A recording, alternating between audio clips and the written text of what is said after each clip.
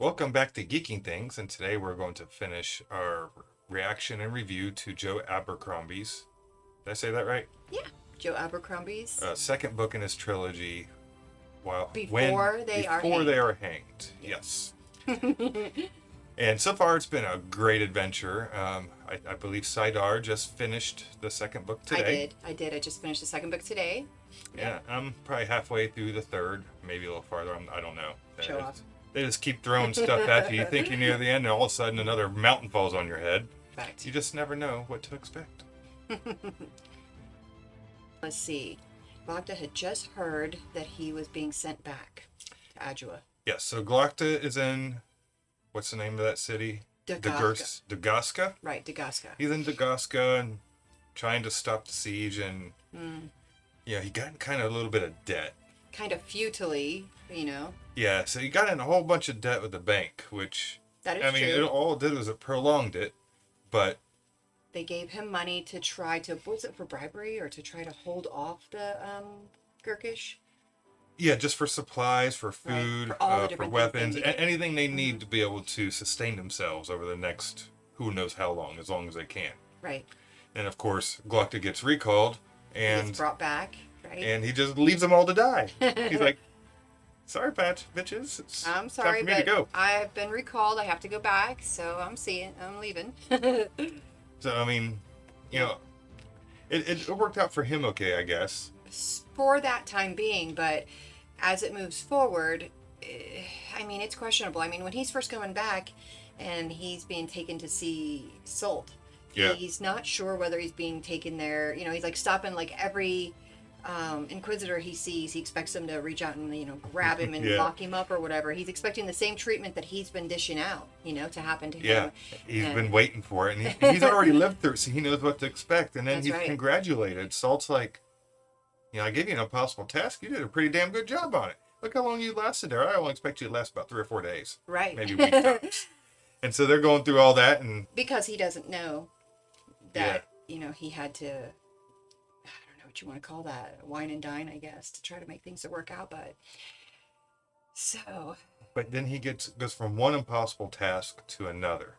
Now he has to investigate the death of Prince Raynal. that's right. And who the heck is this guy? They wake him up in the middle of the night and he's thinking, what could possibly be needed right now? You just brought me back here. You thought I was happy, you were happy, you thought I was great, you congratulated me, and now all of a sudden, is this it? Am I going to die now? You found something out?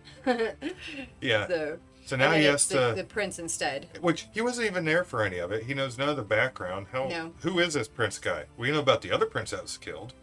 Yeah. That happened in the book, but the other one... We'll get to that. Yeah, that's gone a little bit. Yeah. But, Glocta is now... He has to start rummaging around and figuring out who did what. So he cannot find the actual person. He doesn't have the time because Salt is way too impatient, and he realizes that the people need to have somebody to blame, and so he's like, get me results, I don't care, just do it quickly. Unfortunate for the person who came, that second what would you call him, emissary, I guess, second emissary. Poor guy, he didn't do nothing wrong, but Yeah, he took the fall. Yeah, pretty tough story there. He's a good guy, and it's like he knows that he's not guilty, but yet he has to give him somebody. Mm-hmm. And I'm jumping ahead to what happens to this guy in the long run, because the situation with Artie, Yeah. when he goes and picks her up and he's hanging out with her and he's takes her with her, and he makes a comment that he'd like to be taking her home if he was a younger, more handsome man, and everything was different. But at the same time, but instead he's taken her to an execution instead. Yeah. What a great first date. Not that it's a date, it's more of like an uncle thing, right? He's more like a protector uncle kind of guy to her. Either way. And so they're sitting there during the execution, and after it's already happened pretty much or whatever, and she's like, well, at least it was a fitting ending to this type of a traitor. And he's like, well, he's probably not a traitor, he's probably really an innocent man, and he probably just got pinned for this. And she's like, what? Then why kill him? Why do this to him? Well, the people need an answer. The people need somebody to hate, and this guy wasn't from here, so it was an easy way to end all this, frustration that was happening because this, and to make people go back to their normal lives because they're not fearing that there's some crazy out there. Like, oh, he's caught, he's captured, it's good. And now they have to worry about electing a new king because there's no heir. That's right, no heir. So now it's a closed council vote, or is it open council? Open council vote. But the problem is the council doesn't really care for the Inquisitor group at all. Like, they just really don't like them very much. And if left up to them, I think they would be like, we don't need Inquisitors. Their methods aren't the greatest, and they'd be lucky to get just fired, is what he said. I think they would be lucky to just lose their jobs. So I think where his arc ends is he's still in the middle of the investigation. Pretty much. And that's where it's more he gets out of Dagaska and he's back where he needs to be. And that's kind of where it leaves off with him. An important thing that happened, I believe, in the second part of the book, though, that's one more part of him, is what he does for Artie. How he goes and has the man who came and stripped her of everything bring everything back to her house, gives her even better stuff, apologizes to her, and then she gets to beat him up. Yeah. And she beats him up a lot until she feels better. She kicks it. She doesn't really feel better, but, oh well. She got it out a little bit. And then he's like, he can barely talk, and he's like, thank you very much. You know what I mean? Like, okay. It won't happen again, I promise. That one little part was kind of an extra there, so, yeah. So, that leads us to... Mr. Furious. Yes. That would be the West. Would-be king killer. Yes. Because if he wouldn't have done that, there'd be a new king, and well, not I don't know how well that would go. The original king is still alive. He hasn't died yet. Yeah, but not that he's on his deathbed. They are counting his moments. So you've got West, and West he is with Three Trees and all of them. Yes. Oh no, got a dog. Come on, Mister. Come on. You're just looking there. All right. Okay. So we've got West, and he's with Three Trees and Dogman and all them. And they're with Cathil, right? And Spike. No, is it Spike? No, Pike. Yeah, the Pike. people that they rescued from, well, they didn't rescue them really, but they took them from the penal colony so they could use them for... Well, it's a penal colony run by these tortured people, so it's a rescue. Yeah. Do you really think they deserved anything bad? Of course not. But so you've got... It was Cathil, right? That's her name. And so West had saved her in the first part of the book from the thing with Ladislaw. And then, of course, he took a liking to her and stuff. And so then... then he catches her being with Dogman. And, he's thinking, like... Kind of grosses him out. Yeah, he's like, really? Of all people, like, really? I've definitely shown a liking to you. I've shown you respect. I've shown you that I care for you, and this is what you choose. And I find it very interesting that throughout this whole experience, when he gets mad and he kind of yells at her, because he's trying not to. I mean, I've been there before where you're trying to be cool. You think you're going to be cool when you go into it, but it just doesn't work out that way. And the more you speak, the angrier you get, and you're just like, I became a jerk. I didn't want to. And so that's what happens with him. But she's at the end, and he says, why? You don't owe me an explanation, but why anyways? And she's like, you're just a little too angry for me. That's why his name's Furious. And he's like, are you kidding me? Like, over the Northmen, I'm angry? So I think that's funny. It's pretty ironic. But it does not turn out the greatest in that long run.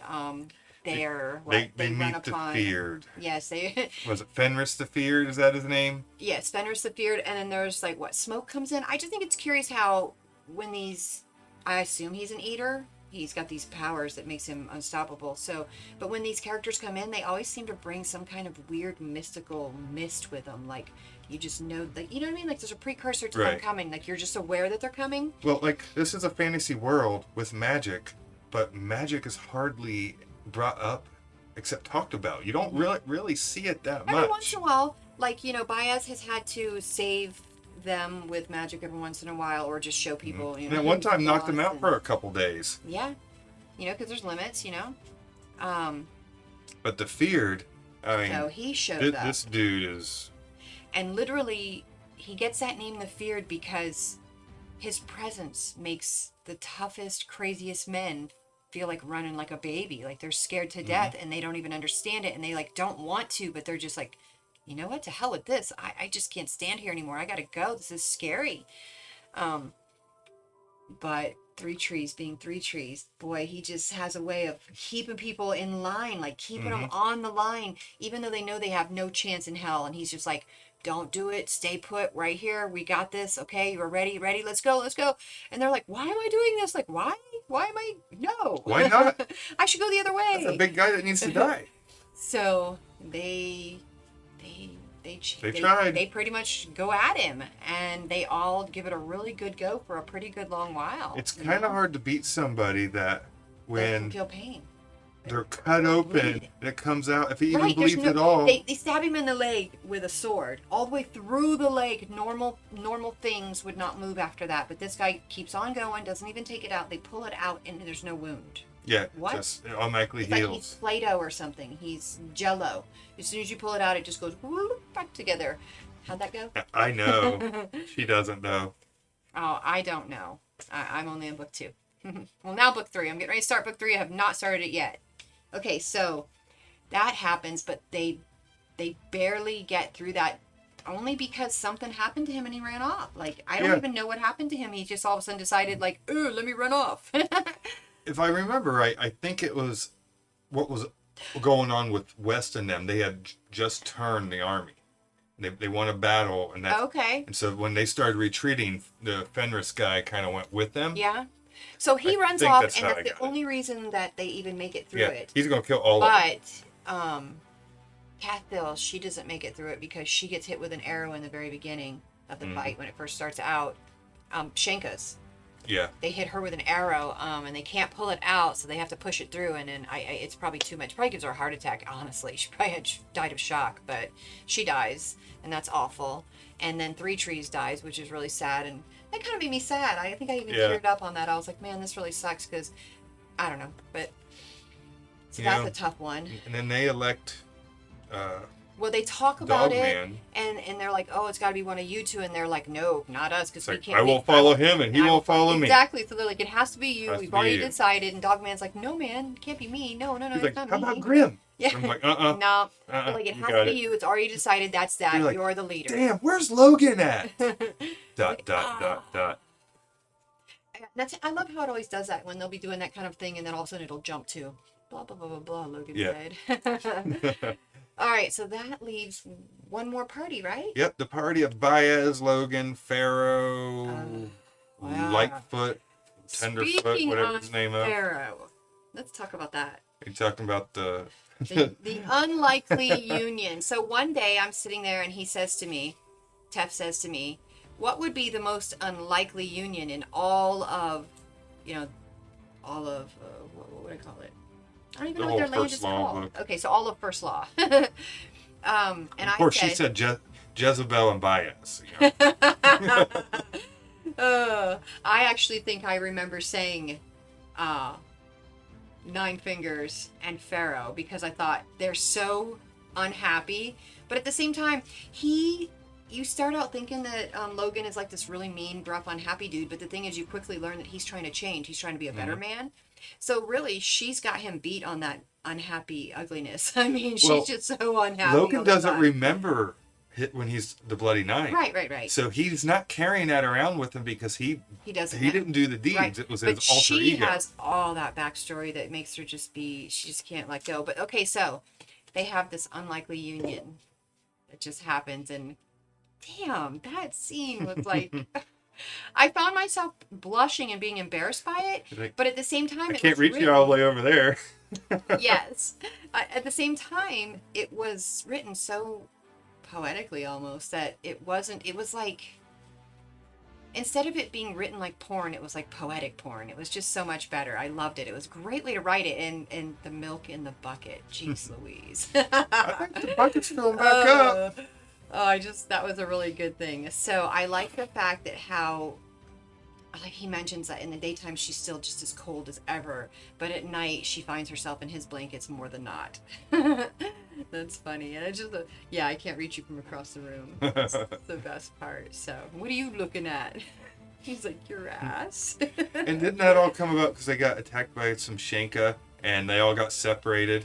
Yes, they 'Cause fell. everybody else thought they fell off they fell off a Mhm. cliff and They like, fell oh, off they're a cliff gone. because they were well, And they thought the other Giselle people was got trying to beaten by the save them, Shenka. but his sleeve had ripped and they fell. Mm-hmm. And so they all got separated, and so they were up. You know, Giselle was up there with Baez and Kwai and Longfoot. Is it Longfoot? Yeah, I got it right. Which Longfoot's cool, but he's very like he's very narcissistic.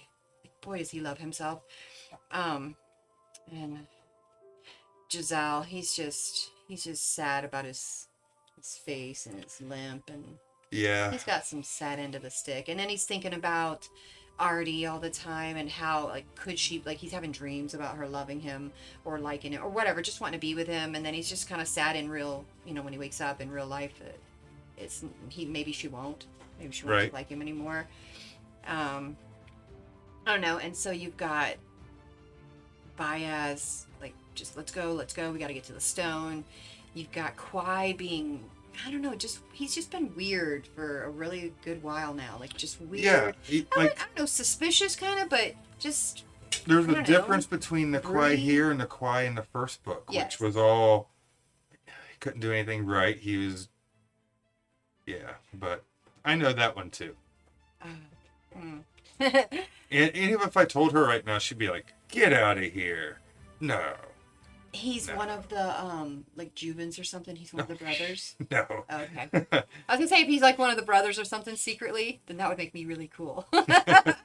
Okay, so what else is there?